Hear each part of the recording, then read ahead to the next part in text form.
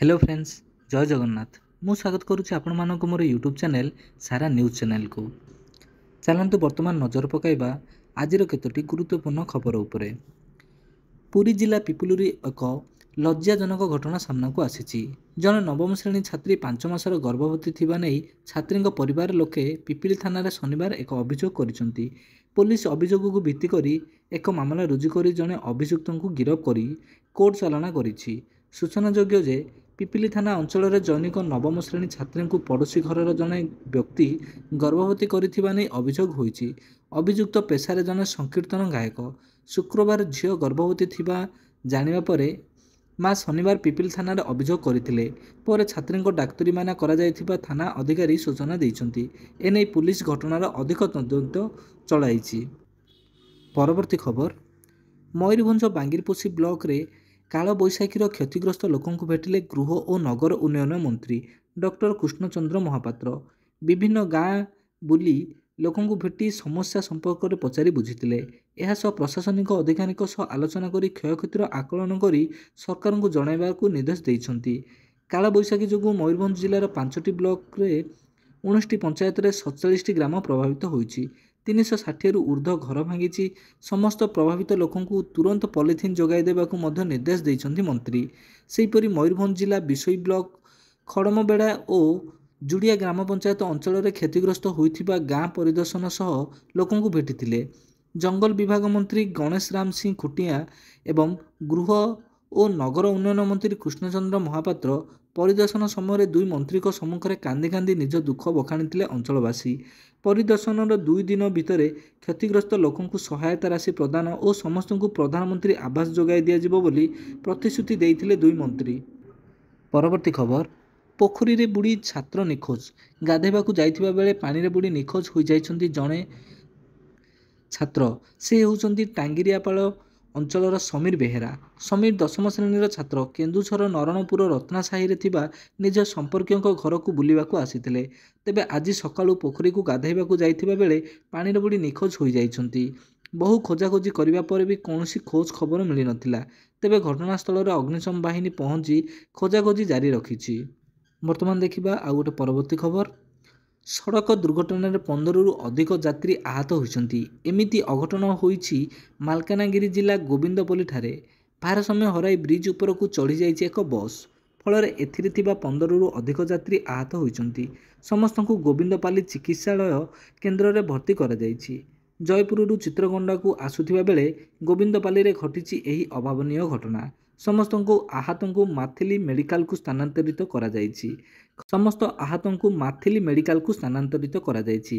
खबर लेखा हेबा बेलकू गुरुतर को मालकानगिरी मेडिकल को पठाइबार व्यवस्था करा जाउछि। चारिधाम यात्रा पाई पंजीकरण आरंभ। एप्रिल 30 रु यात्रा आरंभ।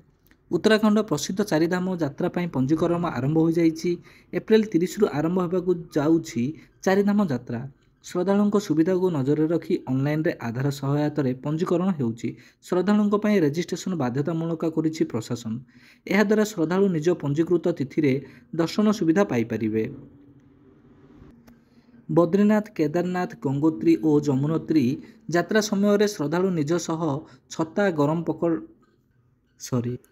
गरम कपड़ा एवं रेनकोट नेबाकू कुहा जाइछि। सेही भली यात्रा समय रे निज सह औषध, यात्रा स्थल रे सुरक्षा सूचना एवं अनधिकृत व्यक्तिଙ୍କ ठारू सतर्क रहिबा भली दिग प्रति सतर्क रहिबाकू कुहा जाइछि।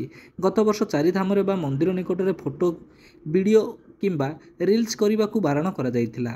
एथर मध्य सेही नियम लागू करा जिवो बोली सूचना रहिछि। परवर्ती खबर, हरियाणा रे बड़ अघटन। गतकाली जाझर बाहादुरगुड़ सहरर सेक्टर 9 रे एक घर भितर भयंकर विस्फोरण होइछि। फल गोटे परिवार 4 जन सदस्यों मृत्यु होइथिला। एहा सहित जड़े व्यक्ति गुरुतर आहत होइछंती, जहां तुरंत डाक्तरखाना भर्ती करा जाइछि। सूचना अनुसार गतकाली राति प्राय 6:30 बेले एही घटना घटिथिला। जहाँ परे घरे बड़ धरणर विस्फोरण होगा सह निआं लागिथिला। निआं लागिबा परे अंचल रे आतंक खेली जाइथिला। तुरंत अग्निशम विभाग को सूचना दिया जाइथिबा बेले अग्निशम विभाग घटनास्थल रे पहुंची निआं को आयत्त करिथिला। तेबे घरे लागिथिबा निआं रे 4 जन लोक जଳି जाइथिले। ଏବଂ ଘଟଣାସ୍ଥଳରେ ମୃତ୍ୟୁବରଣ କରିଥିବା ବେଳେ ଏମାନଙ୍କ ମୃତଦେହ ଉଦ୍ଧାର କରାଯାଇଛି। ମୃତକଙ୍କ ମଧ୍ୟରେ 2 ଜଣ 10 ବର୍ଷର ଶିଶୁ, ଜଣେ ମହିଳା ଏବଂ ଜଣେ ପୁରୁଷ ଅନ୍ତର୍ଭୁକ୍ତ ଥିଲେ। କୁହାଯାଉଛି ଯେ ଏୟାର କଣ୍ଡିସନର ସଙ୍କୋଚକ ବିସ୍ଫୋରଣ ହେତୁ ଏହି ଦୁର୍ଘଟଣା ଘଟିଛି। ଦୁର୍ଘଟଣାର ପ୍ରକୃତ କାରଣ ଜଣାପଡ଼ିନାହିଁ। ଫରେନ୍ସିକ୍ ଟିମ୍ ମଧ୍ୟ ଘଟଣାସ୍ଥଳରେ ପହଞ୍ଚି ଘଟଣାସ୍ଥଳରୁ ନମୁନା ସଂଗ୍ରହ କରିଛି। ପୋଲିସ ଏହା ମଧ୍ୟ କହିଛି ଯେ ଘରେ ଥିବା ଏୟାର କଣ୍ଡିସନର ନଷ୍ଟ ହୋଇଯାଇଥିବା ବେଳେ ଏହି ଘଟଣା ଘଟିଛି। ଆସନ୍ତା 25ରୁ ଆରମ୍ଭ ହେବ ଗଞ୍ଜାମ ଜିଲ୍ଲା ପ୍ରସିଦ୍ଧ ମା କାଳୀଙ୍କ ଦଣ୍ଡଯାତ୍ରା। ଏଥିପାଇଁ ଗଞ୍ଜାମ ସହର ସମେତ ଆଖପାଖ ଅଞ୍ଚଳରେ ଚଳଚଞ୍ଚଳ ହୋଇ ଉଠିଛି। କିଛି ସ୍ଥାନରେ 13 ଦିନିଆ ଆଉ କିଛି ସ୍ଥାନରେ 21 ଦିନିଆ ଦଣ୍ଡଯାତ୍ରା ପାଳିତ ହେବାକୁ ଯାଉଛି। ବିଭିନ୍ନ ଅନୁଷ୍ଠାନର ଭକ୍ତ ମାଙ୍କ ଘଟ ଧରି ଗାଁ ଗାଁ ବୁଲି ମାନସିକଧାରୀଙ୍କ ଦାଣ୍ଡରେ ଧୂଳିଦଣ୍ଡ କରିବେ। ରାତିରେ ପୁଣି ମାଙ୍କ ସମ୍ମୁଖରେ ବିଭିନ୍ନ ସାଂସ୍କୃତିକ କାର୍ଯ୍ୟକ୍ରମ ତଥା ଦଣ୍ଡବିଧାନ ଚଢ଼େଆ ନାଟ କିମ୍ବା ସାମାଜିକ ଅପେରା ମଞ୍ଚସ୍ଥ ହେବ।